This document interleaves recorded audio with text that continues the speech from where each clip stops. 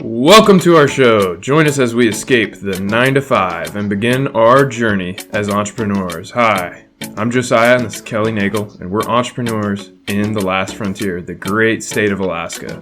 We'll release a new podcast every Wednesday. Welcome back. Happy Wednesday. It is Wednesday again. This is Yes, episode 7.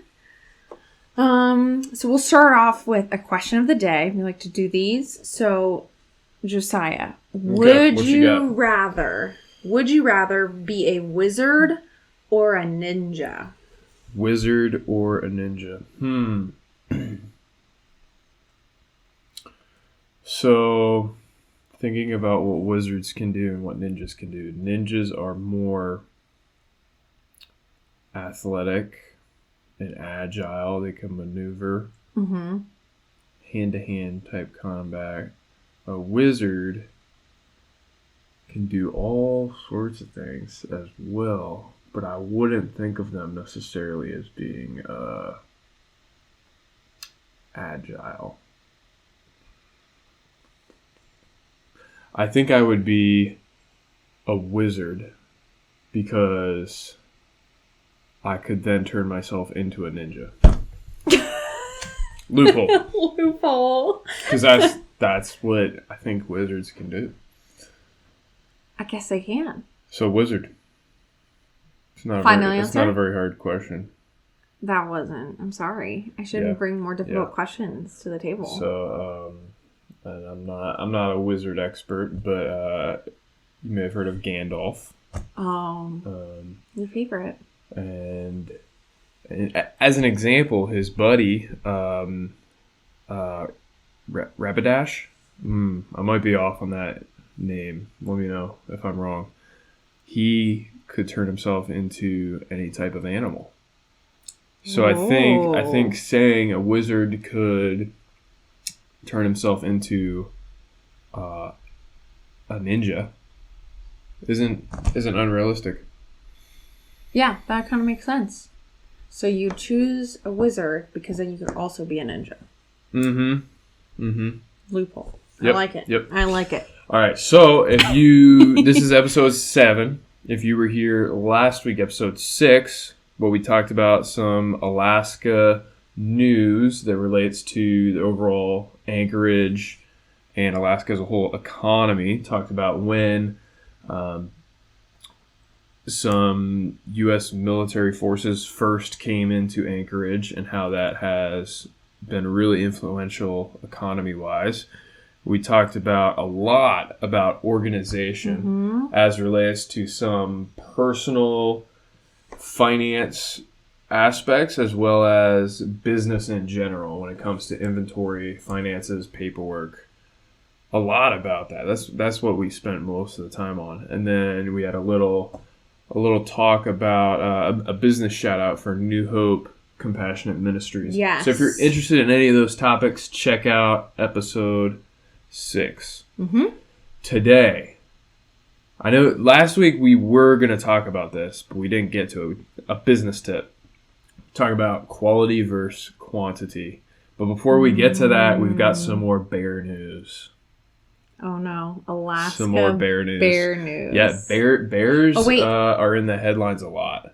Bear news. And so, Bear news. what was it? Episode 2 or 3, we talked about bear news for the first time. I think we had some pretty exciting stories. I think it was 3.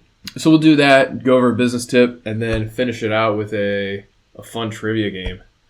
Thanksgiving genre, is that right? Yes. Okay, so because tomorrow's Thanksgiving. Kick it off with the news for today. So, in bear news, so sadly, a bear got hit by an airplane in Juneau. Wow, flying bears. Flying bears. Oh, yikes. So, Alaska Airlines. So, this is an article from the New York Post. So, Alaska Airlines plane kills brown bear crossing the runway. So this is very sad. And they started off with only in Alaska, which is a very common statement. Only in Alaska could yada yada happen. But so a brown bear was crossing a runway, and it was killed when it was struck by a landing Alaska Airlines flight Saturday evening. This bear it was a mama bear, sadly. It had a roughly 2-year-old cub who survived. So this is nice and good. I'm not sure what they're doing with it. Maybe they're facilitating it somehow. Because if you don't know, if a cub doesn't stay with its mom, it won't survive. After a certain point. I can't remember how long. So obviously past 2 years. 2 years old, it might have been all right. It might have been not. It made it seem like it was around, though. But nobody was injured on the flight. So that's good, as it was landing. Good. It was a Boeing 737. Kind of reminds me of that other bear. Was it the 737? Is that what they numbered it? Oh, you're talking about Fat Bear Week. I think he was 747, which is just a little bit bigger than the 737 if you're a plane person. Okay, I didn't no idea. That's a awesome. funny connection there, though. Yeah, but the Boeing 737-700, if you want to be specific, was left with a damaged left engine cowl after the Grizzly accident. But Grizzly with a 1S, not 2. Yikes. Yeah, Yikes. puns there. That's good. It's not. So the airport personnel had originally cleared the runway before Flight 66 was to arrive. But obviously, in the meantime, Bear's not aware and is like, I'm going to get on this runway. So it did. Sadly, no workers saw the wildlife. If not, typically when there's wildlife on the tarmac, they'll try to get, obviously they'll get the airplane to like circle around while they try to get the moose, bear, said animal off. Anywho, but apparently the pilots didn't even see him. They didn't. Oh wow. They didn't see. They're camouflaged. So they did see as two bears were crossing the runway, but they didn't see it as they were obviously like actually physically landing. Okay. So the nose gear missed the bears, but the captain felt an impact on the left side after the bears passed under the plane, the airline said in a statement. The pilot saw the bear lying about 20 feet off the center of the runway as the plane taxied to the gate about 6:30 p.m. So this was obviously after it hit it, sadly. And just to be clear, the bear did not make it, but the 2-year-old cub did. So it's very sad news. That's pretty unique. I don't know guess if I've heard of that guess how before. many passengers were on this airplane? You might have already seen it. That's it? Yeah, 6 people were on the airplane. 6 people? I guess it's not surprising. A 737. That's not. I know. They've got a few more than 6 seats. I know that for sure. Yeah. Well, okay, so that was in Juneau, Alaska. Yep. Huh. Let us know if you've heard of a plane ever hitting an animal on the runway. You hear about birds every now and then. Yeah. I've never heard of a bear, let alone any kind of larger land animal. Yeah, because you kind of expect a bird because they're also flying. Maybe like a bat or something. And there's people whose jobs is to watch for this kind of stuff. So I'm curious how this bear like snuck up. Right. Or they ran fast enough and it's like, well, I can't get the pilot to circle back around at that point. They're landing. I don't know. And sad bear news. But another bear news. So how do we prevent further bear deaths?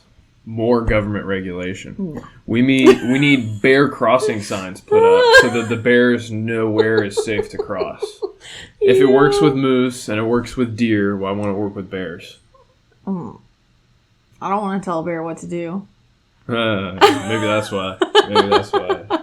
Yikes. Grizzly bears do what they want, and that doesn't always work out for them. They do what they want. But sadly, obviously it didn't make it on top of the fact it impacted the airplane. It's not like that was their go-to. Let's hit a bear today. Well, I'm glad all 6 people on the plane were Nobody was injured. It's too bad there weren't more people there to witness this phenomenal event. I know. I wonder if they even knew. I wonder if they were like, oh, it's just like a bump. Just another bear hit. Yeah, just, another one. Your usual Saturday Add landing. it to my tally. Yeah. All right. Anything else with that story? That's pretty funny. No. Nope. It happened mid-November. 2020. This year keeps getting crazier. What's next? Yeah.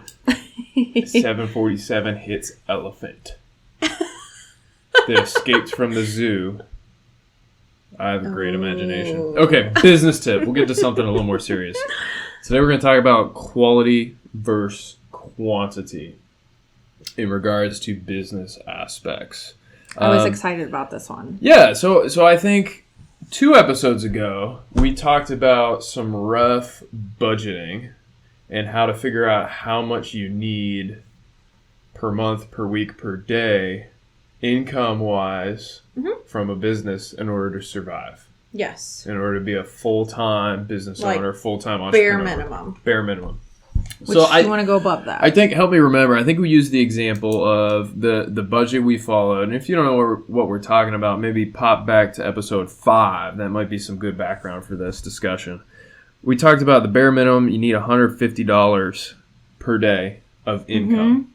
And we used the example of selling little widgets that made you $10 profit. Or was it $5? I think. Yeah, no, $10. So we said. I think.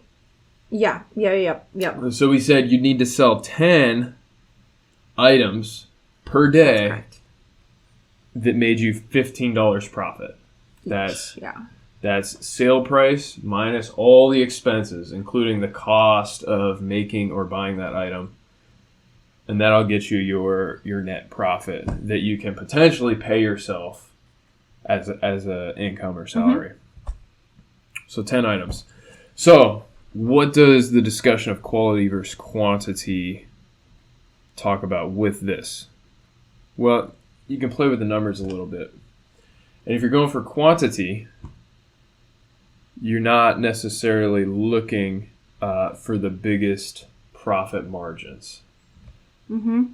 So in this scenario, an example, you could sell 150 items a day that each net you $1 profit. And there's nothing wrong with that. That's not a bad business model. Something simple like pencils, because people come back for more, or they buy a pack of pencils. Yeah, I think a lot of kind of replenishable things like that. Like, say you go to the grocery store and you buy some spices. You're usually buying a little jar of spices, unless it's a little more fancy or an organic variety. You can get a jar of spices for about $1, and that'll last you, depending on how much you cook, quite a while. Yeah. So how much is the grocery store making from that $1 transaction? Probably not much after you factor in all the overhead, all the expenses of employees, the cost of that actual product from the manufacturer or distributor. Right. They're maybe making 10 cents. But if they sell 3,000 of those a month, that becomes a significant number. So that's where you're looking at quantity. Yeah. Now, when I say quality, we're talking about the dollar value primarily. Right. So instead of selling 150 items to meet that revenue profit goal, you could sell one item that's much higher value, and you could be done. Why do I like that a little better? As a small business owner, it's easier for me to source one item, list one item on the appropriate marketplace, and ship one item. Yeah. Now, I would say it's the hardest part in that is finding that item that has the value that will sell and meet all those specifications, but it's totally doable. Right. Totally doable. So I think, at least for our perspective, that's a better business model for us. I could spend, if I had 150 $1 profit items to ship every day. Right. How long would that take you? That would take me a while. I could hire someone to do that. Unless it's such a quick turnaround. But even then, that's a lot more of that one item to even just box and ship up. So in your example, like for us specifically, it wouldn't be as beneficial. But for a store, like a brick and mortar store, like a grocery store, they could sit on that product. It's okay. They have the shelf space to stock 150 of the $1 items. Well, or maybe $2 items if they're making $1 profit or something. Right. So where's that line? How many people are they getting in? That sort of thing. So I agree. Like something as even small, like maybe you see like a brand or whatnot. They might sell like a big item that's more expensive, but then they might also slide in some small items. So that might be also a thought process too, like a little sticker. You see a lot of brands or stores doing that. They might sell a t-shirt or sticker on top of their like nice product, like big money marketing product. Right. Like the GoPro. We used that example before, like a GoPro. You can, I'm sure, go find a GoPro sticker if you really wanted a GoPro sticker. Yeah, they might sell them for $1 or $2. Yeah. They're not making much on it. Right. But it's part of their business model. So basically what we're trying to get at here is when you look at your business and your business model, if you're selling products, whether it's something you create or you're meeting a need in a different market, you need to look at your numbers. What's the minimum threshold for profit that makes it worth your time? That's going to be different for everyone based off of location, based off of overhead expenses such as warehouse or labor of employees or packing materials. For us, because we're in Alaska and it's more difficult cost-wise to ship items out, there's certain products that we pass on. Yeah. That definitely would be profitable if we were in a different part of the country, but because of the shipping, we pass on it. So you got to run the numbers and have a standard. Whether it's we'll only sell a product if we make $10 on it. Profit. That makes it worth our time. Only sell a product if we get this % return. That's another number to look at. If we invest $10 in the product, we want at least X% return. We want at least 50% return. We want to make at least $5 profit when everything's said and done. Right. So run your own numbers and think about that. Maybe go into that a little bit more. I know when we were originally starting out, we didn't necessarily look at that. We looked at the overall profit number, which is great. That's a great number to look at.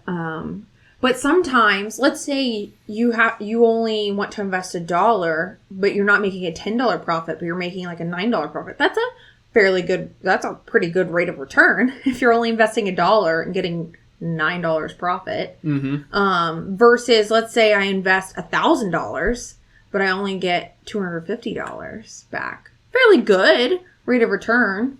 But it kind of just depends on the product and that buffer and what you're willing to make. Or if you're having to invest $1,000 and you only get $50 back, is that worth your time or that investment to just sit out there with that product? Unless it's like a quick return. I think it's business to business. Right. That could be absolutely worth it to some people who have the cash reserves and the method to turn that product quickly. But I think the thought process is if I have $1,000 and I'm going to go and invest in even $100 and you only make $5 profit, like what kind of time frame? You also have to calculate that in. What kind of time frame do you need to flip that for that $5 profit to be worth it?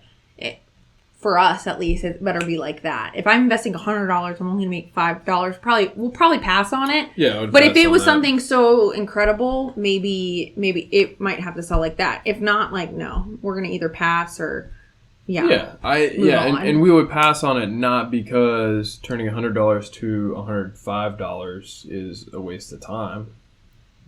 Kind of depends. Money's always worth it, but you gotta look at the time you're investing in sourcing, prepping, and shipping that. Or just stocking it. And what if you have to like have it sit on your shelf for a month? There's that all sorts of that whole trade-offs. cycle. I also wanted in this to talk about quality. So you make a good point. Quality versus quantity, money-wise, profit margins, that sort of thing. But I'd love to talk about actual product too. In what way? Quality over quantity. Sometimes quantity is better. It kind of just depends. Let's say, what's a good example of something very cheap, but you can get very quickly versus the quality version, maybe like a certain pencil. Okay, you can go buy like the cheapo pencils, but they might break pretty easily. But maybe you have a child or you yourself go through pencils like that because you just like something always happens to them. So you don't want to like lose, or sunglasses. You might want that cheap sunglass because you're used to losing them all the time or whatnot. So you might want to go for that not quality, but quantity of like, okay, I only want to spend like $5 max on a pair of sunglasses because I'm going to lose them at some point. And I don't want to spend $100+ on a pair of sunglasses and I know I'm going to lose them. So what's the point? Versus other people might go, I know I'm not going to lose this or something's not going to break. So I'm going to spend a little bit more on the quality of the product. But if you're selling something, typically, I've heard this. We've watched several videos or listened to a couple podcasts, and I have some questions as to what they're just like, put out this many of this, and just if you make 100 in a month, or if you do this in a month, you'll eventually sell one because of the quantity. And my thought goes back to when I look back at some of the things that maybe they're saying that you should make, or the quality of what they're designing or doing or making, is there's no quality there. So no wonder why you're not selling those 100 of those items, things, service, whatever, because it's not good quality. Nobody wants it. They're producing garbage. Yeah, exactly. So not that nobody would ever want it, but if you're making something and it's just straight up garbage and nobody wants it, you have to process. I mean, that's a hard pill to swallow a little bit, to go, oh, I'm not making good stuff. But maybe invest that quality time and take that product or multiple designs, and instead of making 100, where you only spend a minute or 10 minutes on each, maybe you take the hour and make one good quality design, and that sells more, and sells to more people, and more people like it because it's good quality. You don't want to always invest. Okay, let's get rich quick. Let's make as many as possible and you'll eventually sell one. Okay, no. Let's backtrack that. Why don't you also invest your quality in there as well? Kind of going back to last episode of taking the time to set up organization, because you end up saving more time in the long run. Mm-hmm. If I invest 10 hours of my time, better be worth it. But if I'm investing 10 hours of my time into producing something or giving someone a service, you also want to make sure it's quality. You don't just want quantity. I don't want to hire somebody to do something that's just quantity wise. They got all of these things done. No, I want the quality put back in there. That good hard work that's going to potentially last me a long time. Yeah, I'd rather not deal with, like, for instance, like a pencil or a good pen. You might need just a quantity of pens. I've noticed this. When you go to certain, like, classrooms or certain stores or whatnot that offer a pen, they always offer sometimes a garbage pen that they can get mass quantity of. So because they end up walking away, right? These types of pen, whatever pen it is, because they're offering, they need you to, like, whatever, sign something, write on something, fill out an order form, something. And so they might put their, like, quantity that they can get very cheap, but it's not a very good pen. Versus, obviously, they're not going to put out their quality pen that's, like, amazing and does great work, because it's going to walk away. So you have to take both into perspective, the quality versus quantity. But especially if you're offering a product to somebody, I would lean more towards quality and giving better customer service than just quantity. Yeah. So if you're looking to start a business or you have a business, you need to know your numbers and decide, again, what your time is worth. And with that, what types of products you want to sell or offer. Yeah. You could be like the dollar store. Yeah. And I think they have a very successful business model. Right. But in theory, every item they sell is $1, and they're making whatever percentage of that, maybe 25 cents, maybe 50 cents profit. Or you could be a different company that sells higher end products with a higher dollar value, and you're making more money per sale. But you might not get as many sales or as many of those items bought. But you end up potentially making more money than the other. Or you could have a mix. You'd be like Walmart and just do some of everything. Personally, I think I would rather sell less items quantity-wise. Yeah. And get a higher profit per item. Yeah. Because at the end of the day, that's less inventory to have to move. Sourcing, prepping, and shipping. Which means less time for myself, time for my employees, less cost for my employees, less overhead for storage, all of that. I think that's a more streamlined and more just a better business model personally for what I'm looking for. Agreed. Yeah. Agreed. What I was trying to think of an example, and it floated away. It went away. It disappeared. Do you have an example, maybe not just personal, but maybe when you've walked into a store or you've dealt with a specific small business or whatnot that you've gone, ooh, oh, that was it. There was, I'm not going to call them out, name the store, but there has been, I think it was like a thrift store, maybe not exactly a thrift store. Okay. Consignment something, and they were like, "Oh yeah, we're gonna get in new stuff weekly," and you kind of walked in, and you're like, "This stuff is way overpriced." It was like used stuff, which is totally fine to sell used. I think it was like used furniture, and we walked in, and we were just kind of like, "What?" We were walking around. There was a few things that were like reasonably priced, and then there was a lot of other stuff that I was just kind of like, wow, this is way overpriced. It wasn't price gouging. I would not accuse it of that. Go back to that episode if you want to know what price gouging means and what that is. They just had way too high prices. So, we walked away. We didn't buy anything because we were just kind of like, this is just, ooh. But then you walk into other stores and they might have high prices, but you're getting a good quality item. You're like, okay, I'm willing to spend that because I know it'll last. And potentially either a warranty or good customer service on like this product doesn't work or something happened to it, whatever, and they'll take it back. Right. So another example, in the e-commerce world, we sell books on one of our platforms, mostly used books, and we've been doing that for a couple of years on and off. You could sell a lot of $10 books, and you're making $1 or $2 depending on how and where you get them from. Or you could sell a couple $100 textbooks. So looking at quality on dollar value when it comes to used books, textbooks. Right. But you have to invest some more money.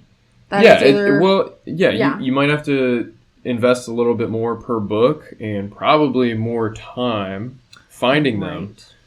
But I could sell 1,000 $10 books.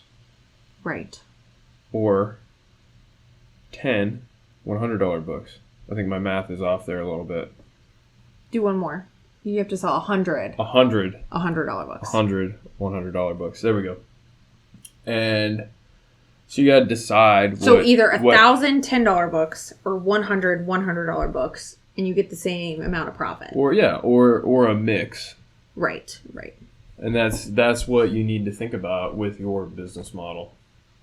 Yeah. There's value in each business, and each business will make money, but they're different methods. The guy who's selling the $10 books is going to need a much bigger warehouse because they're going to have a lot more inventory coming through. But they have a lot more inventory going out. A lot more inventory going out as well. Yeah. Versus the guy selling 100 textbooks. Might need a little more cash up front, perhaps. Right. A little bit more intellect in finding those.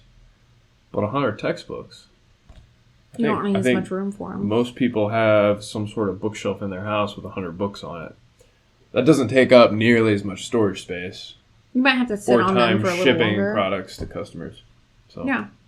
You have to balance all these things. Quality, quantity, time, how long you have to store something, where can you store something.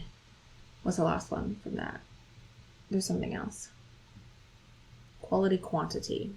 Quality time versus quantity of time. Yeah. Quality of product versus quantity of product. Quality of all the things.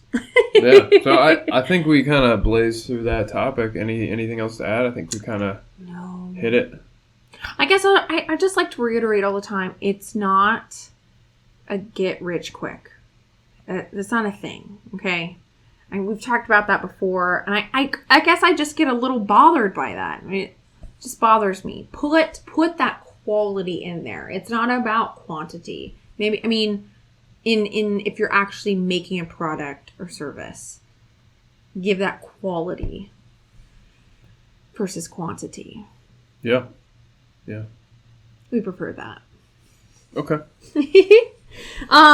But we'll move on. So tomorrow is when this posts. Tomorrow is Thanksgiving. So happy Thanksgiving in the United States, at least, right? All right.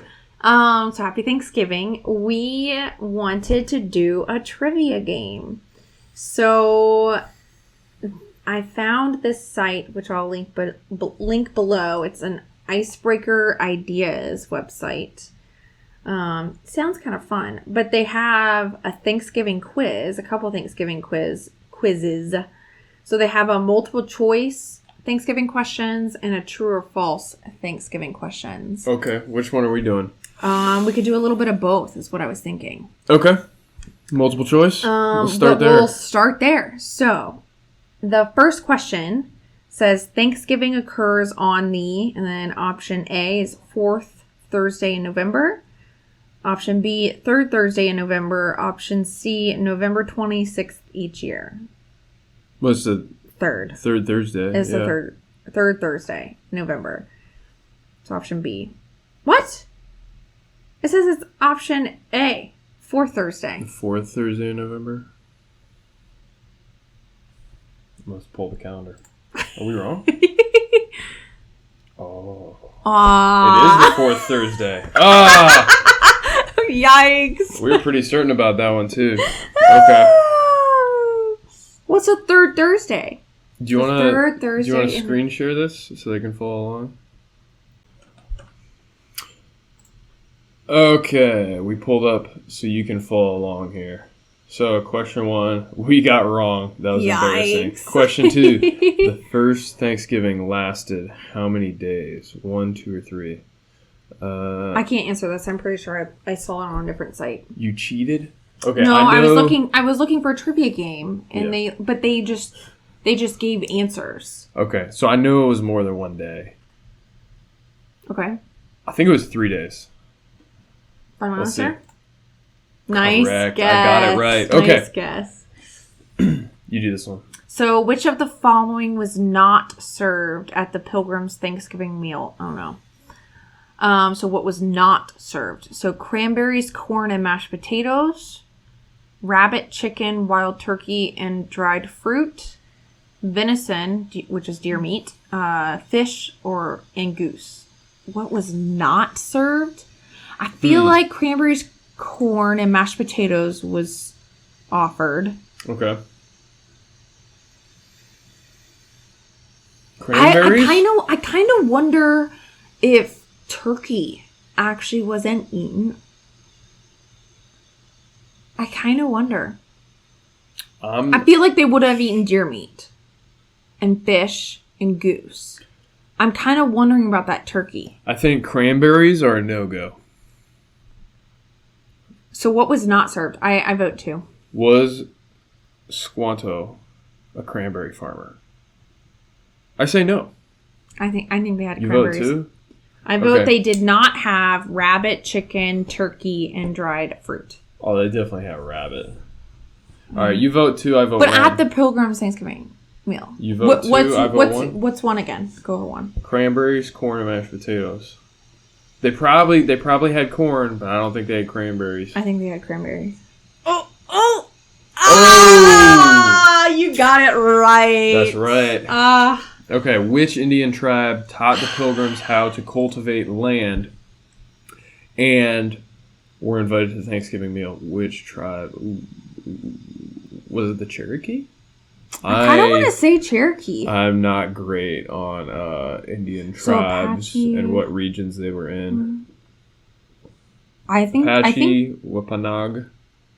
That was a good guess. I have Cherokee. no idea. I'm really bad at pronouncing. So, what do you think? I think Cherokee. Cherokee? Oh. We should have known. It was the one we didn't really know. Yeah, okay. How many turkeys are eaten each year on Thanksgiving in the U.S.? Wow, okay, so how many? I think 280 million. How many people are in the U.S.? There's about 330 million. 330 million?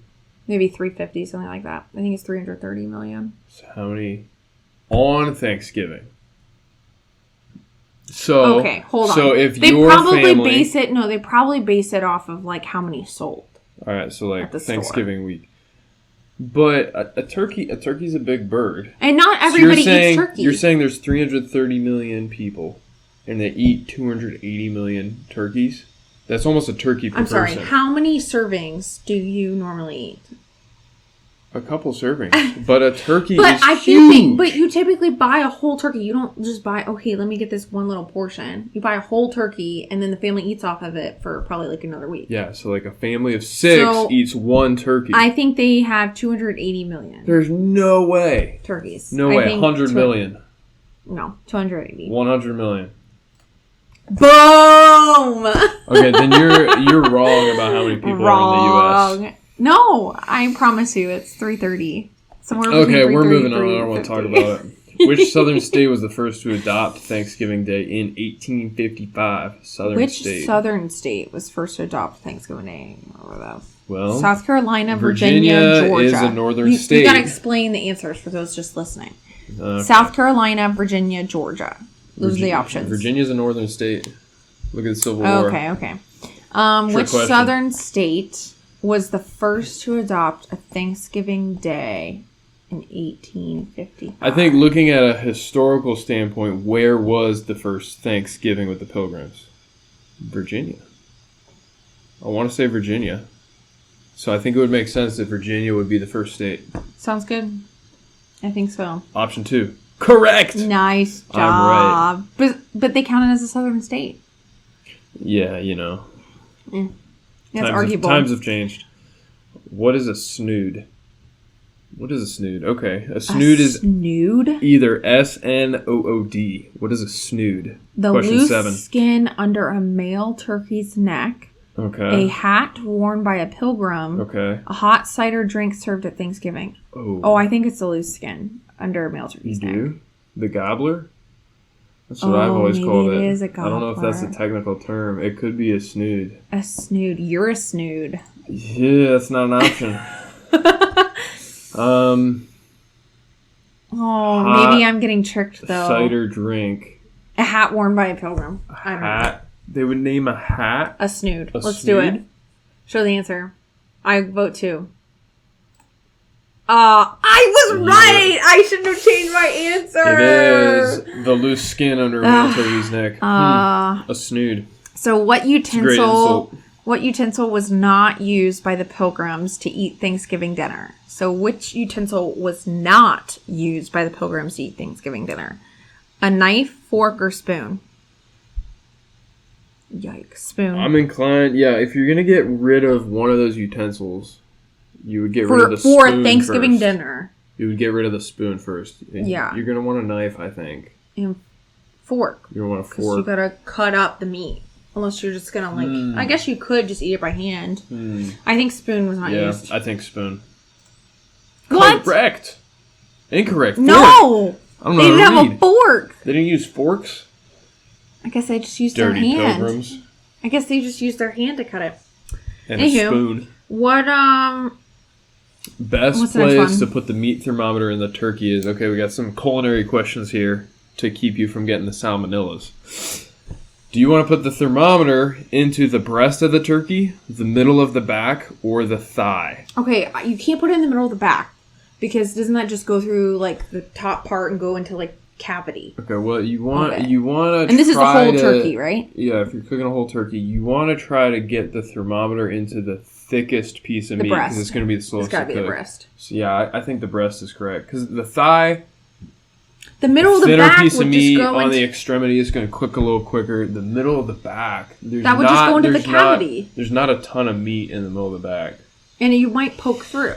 It's got to be the breast, number one. What? Ah! The thigh. The thigh? Okay. Is the thigh... We're getting salmonella this year. We're getting salmonella. Okay, I'm picturing Maybe a chicken. thigh. I'm picturing a chicken. I am picturing it. Turkeys have... You're right. You go to Disney World, you get a turkey leg. A turkey leg. Huge.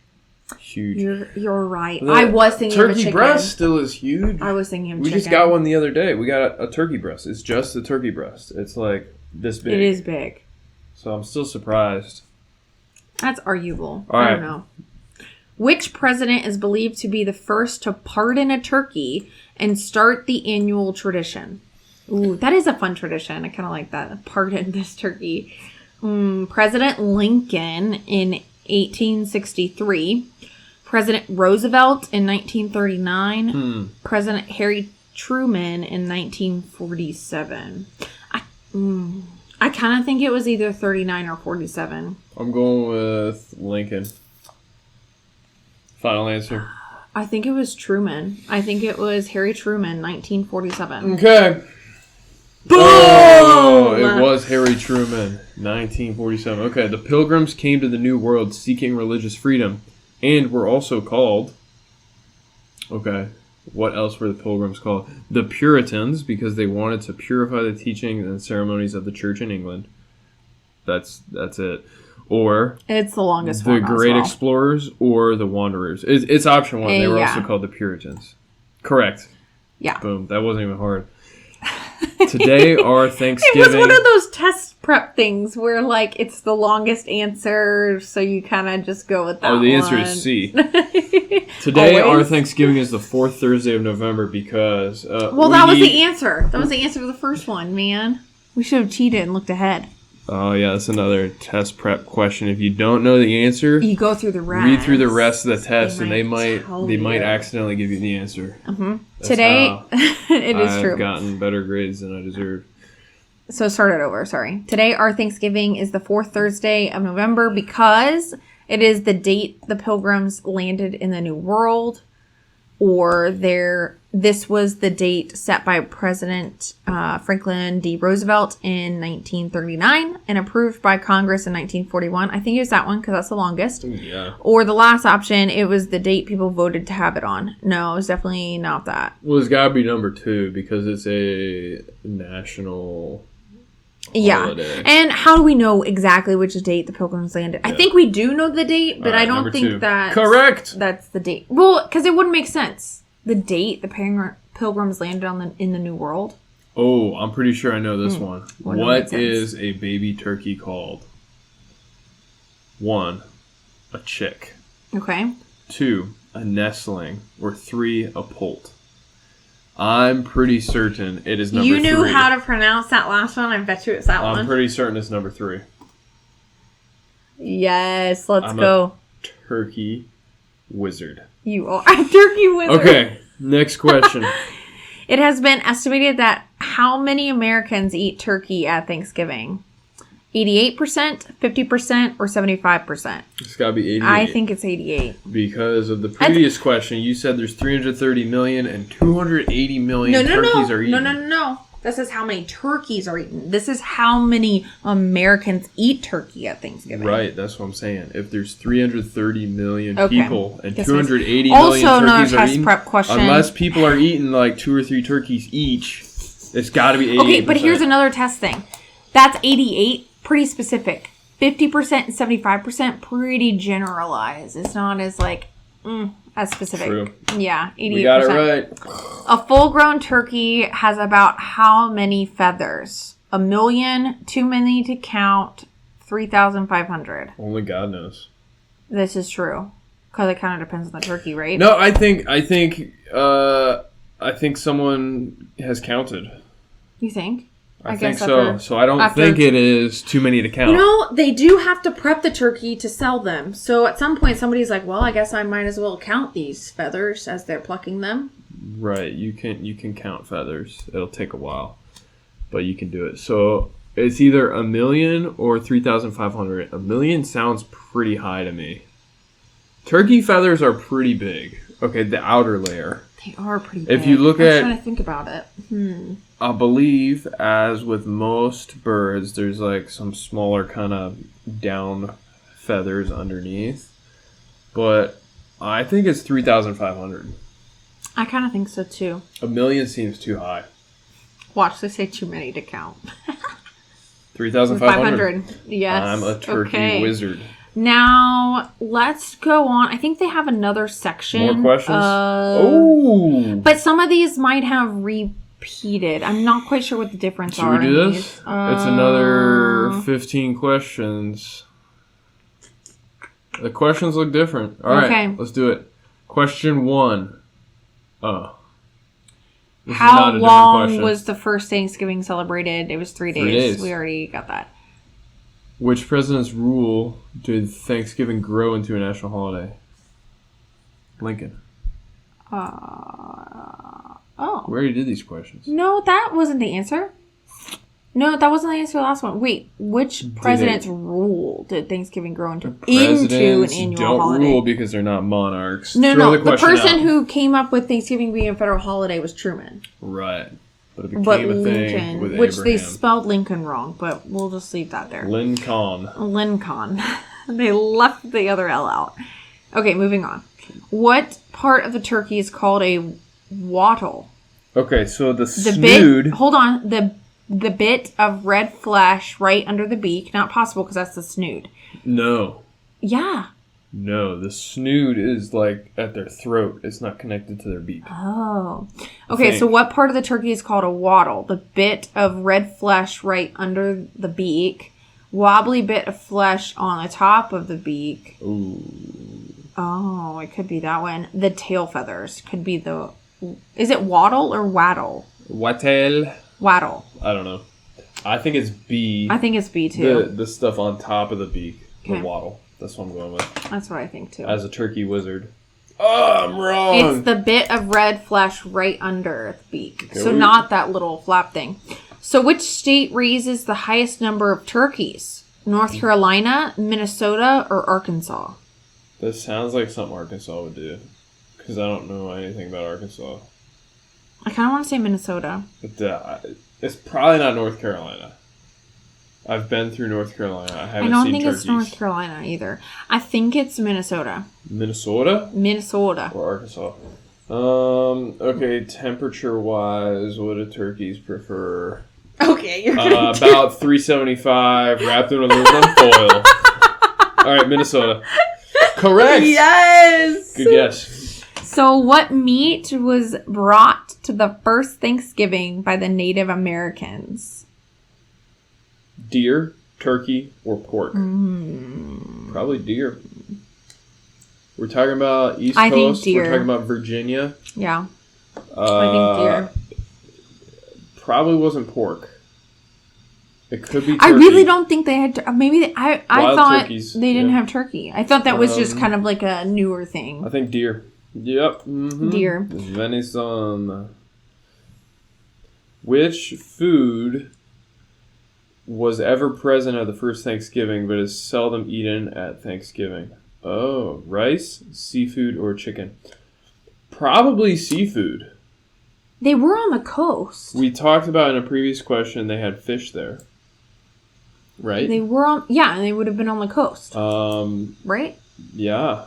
Yeah, I think so. So, yeah, that kind of makes sense. Probably seafood. What's that? Although rice. Do you think they were growing rice? I'm inclined to say no. Let's go with seafood. I don't know. Correct. Okay, but I don't think we do...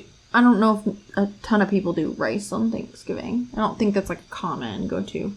Right, but that's what the question was asking. I guess. But I don't think it was big back then or now.